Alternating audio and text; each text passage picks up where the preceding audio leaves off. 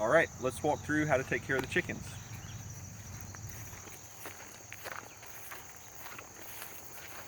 So we've got electrified poultry netting. So this will give you a shock if you touch it before you disconnect. So we're going to walk here. Right here where the corner, you'll see the orange clip. Okay, back up just a little bit so I can see better. All right, so there's an orange clip. That we take this off to take the charge off the fence. So you grab here, you might hear a little pop. Now if you touch the end of this, it can still shock you. So what I do is I just lay it across this cooler, which is protecting our battery. All right, so now the fence is not hot. And you see here, please shine to the bottom. So there's a spike in the ground, and then I've got a little loop of the fence looped around the top to keep it taut. So we're going to unhook the top. See, that would leave it too wide open. And then you can just pull the stake out of the ground. And I open it up a little bit. Actually, if we're going to use water, we'll just open it all the way, this whole section. And trust me, the chickens won't go far when we start feeding. They'll come over here.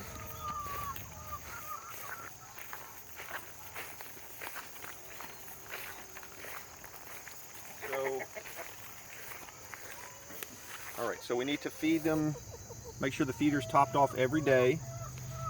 Water probably only once every other day, so we'll just check it. The lid actually isn't important here. We had this next to their brooder last time, so I'll just leave the lid off for you guys. Okay, it's over half, so you'd be okay. We're gonna fill it up today. But if it's around half a bucket, you don't need to add any water. We'll just make sure that there's water in the bell water, and I often will dump it out in case there's trash in it. Make sure that water trickles back in. So everything's working right. You're good here. Now let's fill the feeder.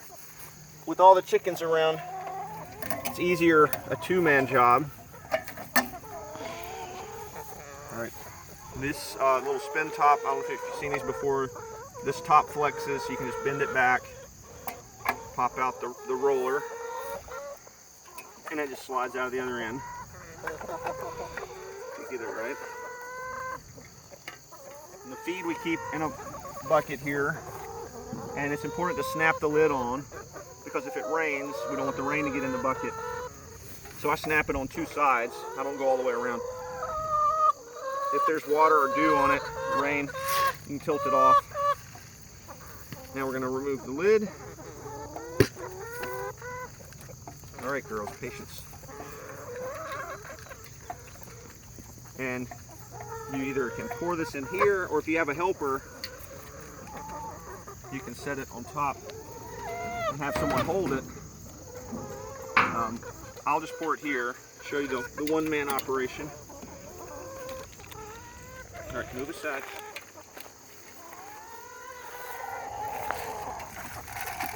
Up, girls.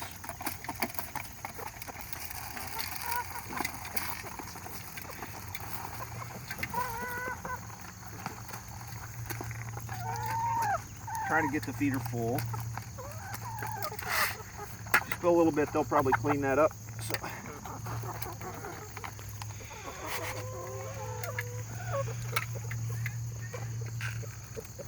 Let's top this off.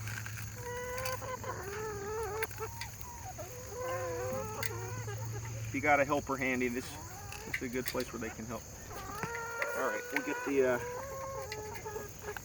roller top back on, fit it in one end, fit it in one end here. I'm putting it on the top hole, tops, next to top, either one will work. I think that just keeps them from perching on top of this. Then I put it right in between in the middle of the little roof shed here, keep the rain off the feed. We're going to snap this back. I got it snapped on two sides. And that should be wind resistant and keep us watertight. Now, if you do need to add water, we've got the hose right here.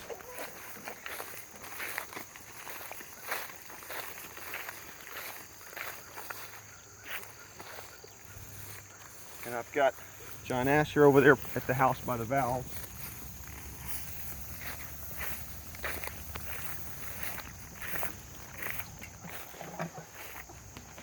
All right, John, turn it on.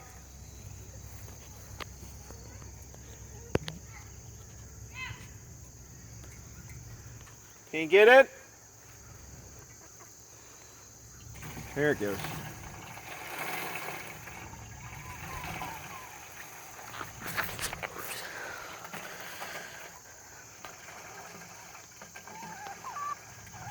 So a full bucket's been lasting us a little over 2 days. So like I said, if you got half a bucket, you're good for a day.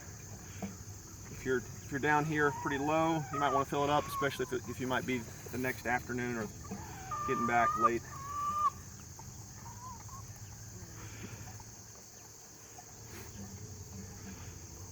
So we'll fill up the water here, then we'll go check the eggs, and then put the fence back, and we're done.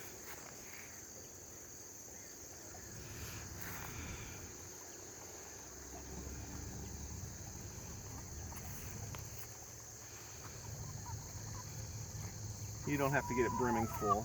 As long as we're up close to the bale, I think we're good.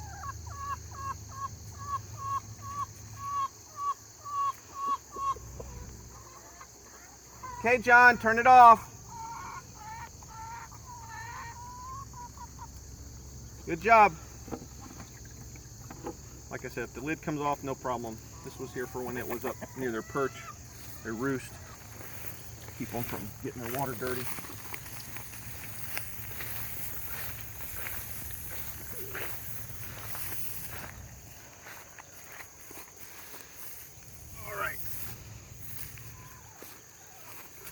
Leave this here for you guys.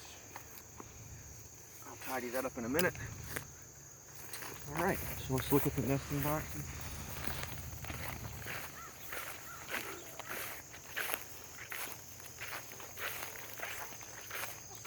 All right, just mounted this. They found it, that's good news. You just check it's a 10-hole nesting box. In their last position, they were only using the bottom row, but here, I've already seen one go in the top, so that's good. So just check for eggs, collect your bounty, and let's connect the pin.